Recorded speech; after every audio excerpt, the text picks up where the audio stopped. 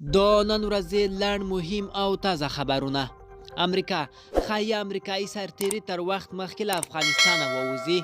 کرونا د افغانستان د عامې روغتیا وزارت وایي په تیرو 24 ساعتونو کې د کرونا وایرسو 1168 مشکوکې پیښې د هیواد په لابراتوارونو کې معاینه شوي چې له ډلې یې 545 مثبت دي چې ټوټال د مثبتو پیښو شمیر 15950 کېږي. ایران سیند ته د کډوالو اچولو د پیښې په تړاو له افغان لوري سره هوکړې ته رسېدلی یو.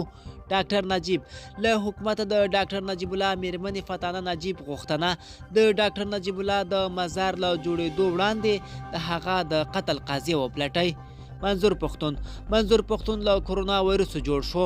د نوموړي د کرونا وایرسو د معاینې پایلې منفي وه. نبیل د طالب مشرانو ترمنځ سیاسي کړکېچ رامنځته شوی او ځینې مشران یې په کرونا وایرسو ککړ شوي دي.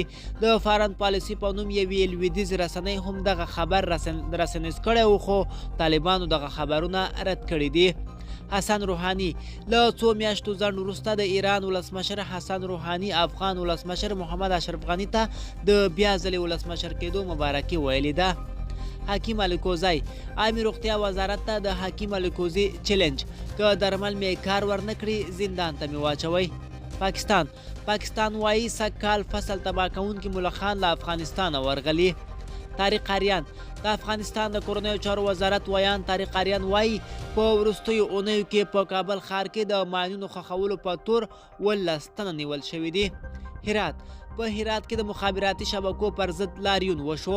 یو شمېر مدني فعالان او د هرات اوسیدونکي د هرات ولایت مقام مخته د مخابراتي شرکتونو د غلاو او بې کیفیته خدماتو په غبرګون کې لاریون وکړ. امرالله صالح د حکیم الکوزي د موضوع څېړلو لپاره د امرالله صالح په مشرۍ پلاوی ټاکل شوي.